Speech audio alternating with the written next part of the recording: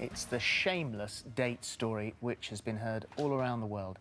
Have you heard of, and it's actually quite hard for me to say this, pulling a pig? It's a game which involves a group of male friends going on a night out, attempting to pull the seemingly most unattractive girl. Well, Sophie Stevenson was allegedly the victim of this cruel game after meeting a Dutch student called Jessie during a city break in Barcelona, and she joins us now along with her mother, Julie. And welcome to both of you. And oh my You're goodness gorgeous, me. by the way. I'm so sorry you've gone through this. I'm just so sorry. It's disgusting. I mean, it really is disgusting. And the beginning of the story started in Barcelona, as we just said, and there is a little bit of confusion in this story because Jessie disagrees about what happens in parts of this story, and we'll come on to what he has to say later. But let's start with your story. So you were in Barcelona. How did you meet him? So basically, when we arrived in Barcelona, on the first day it was the terrorist attack. So we were on lockdown in the hotel, which obviously meant we couldn't go out. It was our choice, but obviously all the streets were cornered off and all the shops were shut.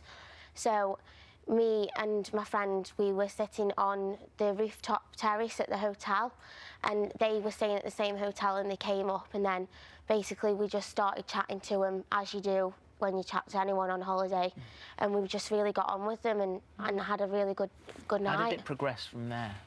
Well, the next day we didn't spend any time with them because we kept missing each other.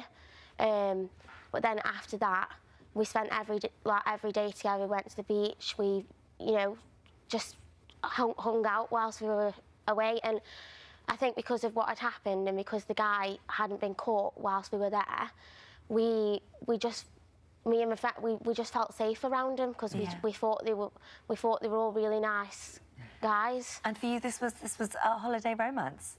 Yeah. Yeah. And even when you left Barcelona and you returned home, you spoke to each other on the phone. Yeah. And you even talked about. Did you talk about having a long-term, long-distance relationship? Well, yeah. Otherwise, I wouldn't go to Amsterdam. Yeah. Which is what we're about to get onto in a moment. How much did you speak to each other? Every day we'd message from the moment I woke up to the moment I was going to sleep. Like, everyone that knows me knows I was talking to him because I was talking about him to my friends and family. And so, what, from a mum's point of view, what did you see? Well, I mean, I was there, when she'd say, "Oh, Jessie's on the phone, I'm just going to take the call upstairs," and because he felt like he was part of my family already. Because then I'd say to her, "Well, tell Jessie your mum says hiya." And Sophie'd say, "Mum says hiya, Jessie." And she said then, "Jessie says hiya back." So I knew he was in contact with her every day, and he'd ring at all times of the day. So then you organise, right, OK, well, he couldn't get over to see you, so you pop over to Amsterdam to see him. Yeah. Well, his original plan was he wanted to meet her in Manchester. He was going to come over to us. But he wasn't going to come until the end of October, and because, because we were talking every day, we were telling each other we Well, you missed want to each see him other and straight stuff. away. Yeah, of course. So I was like, why not? Do you know? In my head, I was like, well, if I don't see, then how am I going to know? Do you know what I mean? So you were messaging him right up to the point you got on the plane? Yeah, I was boarding the plane, and I was telling him, I was at the airport. I've got here okay, and he's like, I can't wait to see you. He said, I'll be at the arrivals bit when you get there. He just said, see you soon. So you arrive, and you must be so excited, can't wait to see this boy again, and he's not there? No. How long did you wait at the airport for? 2.5 hours. And did you try and contact him? Yeah. I tried to call him, I tried to message him, I tried to message his friend, but he'd blocked me already, which I thought was weird. Yeah, of course. And then I first contacted my cousin at home, obviously panicking. After about 20 minutes, I started panicking, and I just said, he's not here. What am I going to do?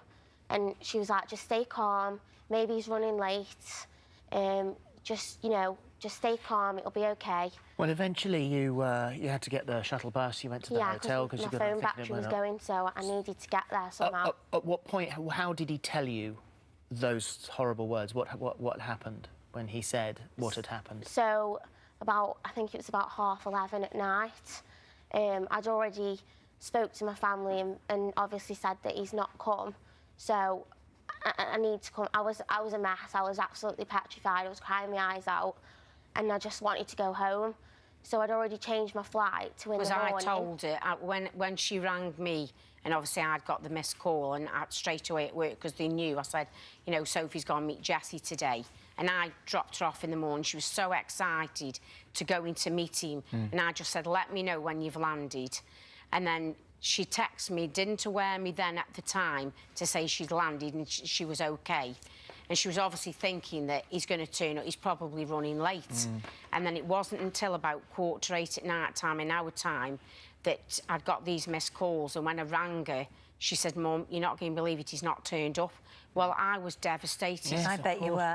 What did he say to you in So the final... he finally messaged me back, and I heard the noise on my phone, and I thought, at first I thought, oh, he's going to tell me that something's happened, he's on his way or something.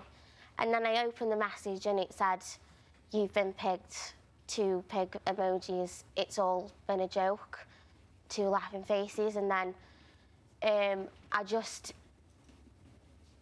paused for a minute and was just like, what? And then I just replied saying, like, how can you be so cruel, though? And then he blocked you. And then he just blocked me. And that was the last contact that you've had with him. So, I mean, I can't imagine what that does to your confidence, what that does to you as a girl, as a woman. How does that make you feel? It instantly made me feel sick. And I just... And me as a mum, I've seen what it's done to her. It's affected her terrible. Yeah. She hasn't wanted to come out of the house.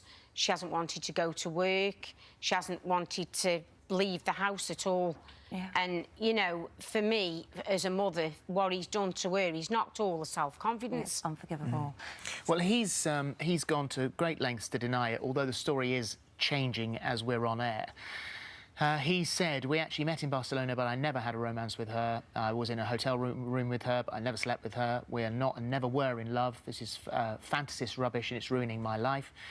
He's denied messaging you after the meeting in Spain, reported to saying he had no idea that you were going to be in Amsterdam, claimed that you'd arranged to meet, and even questioned whether you'd been travelling there in the first place, even though you've got proof that you did. And then there's another report that says, after Barcelona, I did not have any telephone contact with her. The messages contained in these tabloids are either made up by Sophie or the newspapers. I did not send them. And then today, he's admitted to a one-night stand. Did not stay the night, but there was no romance and no contact with her after they left Barcelona. It was a one-night stand, which is more than he said in that first statement, and apparently there is another statement coming out in an hour or so. What do you feel about him now that he hasn't, if he's done this, hasn't manned up and said, I'm sorry, I'm the pig? Like, it upsets me more because he's trying to make out that she's lying. What would we gain out of coming here today to make a whole story up? I've been there when she's been on the phone to him, and he knows I have because he's shouted Aya back to me.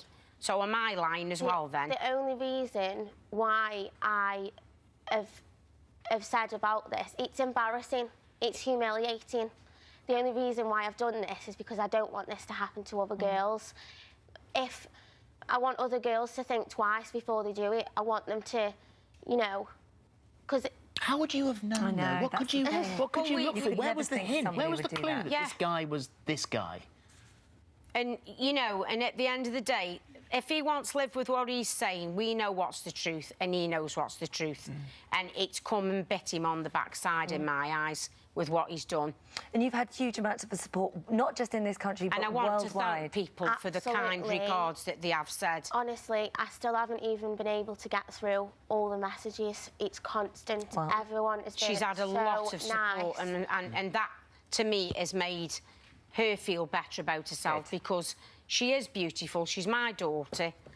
And, you know... Absolutely. I also feel like other people have been able to now say, of things like this happening to them. Yeah, and, No, there's terrifyingly sad stories here. Teresa says, this happened to me once. I was at a club, got asked to dance, being extremely shy at the time. I said, no thanks. He then said, well, thanks to you. He'd lost the bet and wouldn't get the fiver. His mates had bet him to dance with the fattest girl in the room. I was devastated. Cruel.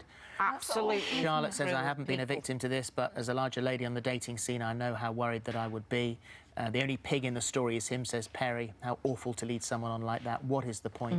Guys should learn to treat all women with respect, says Julie. Well, move on. That's it. Draw a line. Do not let this affect you. Don't let someone as horrible as him change the way you live your life. That's No, it. I think Done. all the comments off everyone's really helping me, so... And we'll finish as the way we started. You're lovely. Yeah.